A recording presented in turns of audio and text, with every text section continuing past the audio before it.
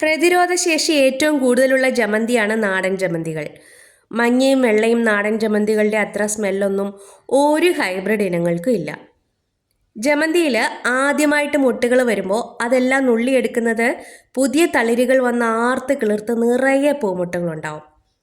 ആ മുട്ടുകളെല്ലാം വിരിഞ്ഞു നിൽക്കുമ്പോൾ കണ്ണിന് കൗതുകവും അലങ്കാരവും സന്തോഷവും ഒക്കെ തോന്നും. അത് ചെടിയെ വെറും ചെടിയായി കാണുന്നവർക്ക് മാത്രം. ശരിക്കും ചെടിയെ സ്നേഹിക്കുന്നവർക്ക് ഒരിക്കലും പൂമുട്ടുകൾ നുള്ളിക്കളയാൻ കഴിയില്ല. എനിക്ക് തോന്നാറില്ല. അതും വിരിയട്ടെ, അത് പ്രകൃതി നിയമമാണ്. നമ്മളെപ്പോലെ ജീവനുള്ളവയല്ലേ ചെടികളും. അവയ്ക്കും വളരാനും പൂവിടാനുമൊക്കെ പ്രകൃതിയിലൊരു നിയമമുണ്ട്. വലിയ മരമാകേണ്ടവയെ ചെറുതാക്കി ബോൺസായി എന്ന പേര് നൽകി അകത്തളങ്ങളുടെ അലങ്കാരത്തിനായി വെക്കാറുണ്ട്. ശരിക്കും ഇത് വീടിന് നെഗറ്റീവ് എനർജിയാണ് കൊടുക്കുന്നത്.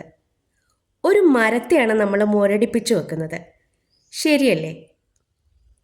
ഇപ്പോൾ ഈ നാടൻ ജമന്തി നല്ല കരുത്തിൽ വന്ന ജമന്തിയാണ്. ഇതിൻ്റെ പൂമുട്ടുകൾ ഞാൻ നുള്ളിക്കളഞ്ഞില്ല, വിരിഞ്ഞു തുടങ്ങിയിട്ടുണ്ട്. ഇത് കൊഴിയാറാകുമ്പോൾ പ്രൂൺ ചെയ്തു കൊടുത്ത് വളവും ഇട്ട് കൊടുത്താൽ നന്നായിട്ട് തളിർപ്പുകൾ വരും. നാടൻ ജമന്തികൾ വളർത്തുമ്പോൾ ചില കാര്യങ്ങൾ പ്രത്യേകം ശ്രദ്ധിക്കണം. നല്ല നീർവാർച്ചയുള്ള മണ്ണായിരിക്കണം. മണ്ണിന് എപ്പോഴും നനവുണ്ടായിരിക്കണം. പക്ഷെ വെള്ളം കെട്ടിക്കിടക്കാൻ പാടില്ല. വെള്ളം ഇലകളിൽ വീഴാതെ ശ്രദ്ധിക്കണം. വെള്ളം ഒത്തിരി ഇലകളിൽ വീണാൽ ഇലകൾ ചീഞ്ഞു പോകാൻ സാധ്യതയുണ്ട്. ദിവസവും 4-5 മണിക്കൂർ സൂര്യപ്രകാശം കിട്ടത്തക്ക വിധത്തിലായിരിക്കണം ഇത് വെക്കേണ്ടത്. കീടബാധ ഏൽക്കാതിരിക്കാൻ പ്രത്യേകം ശ്രദ്ധിക്കണം. ആവശ്യത്തിന് വളവും ഇട്ട് കൊടുക്കണം.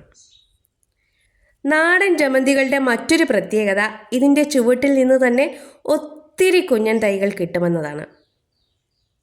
പൂജയ്ക്കും വീടും ക്ഷേത്രങ്ങളും അലങ്കരിക്കാനും മുടിയിൽ ചൂടാനുമൊക്കെ നമ്മൾ ഈ തിളങ്ങുന്ന നാടൻ മഞ്ഞപ്പൂക്കളെ ഉപയോഗിക്കാറുണ്ട്. വീഡിയോ ഇഷ്ടമായാൽ ഒരു ലൈക്ക്.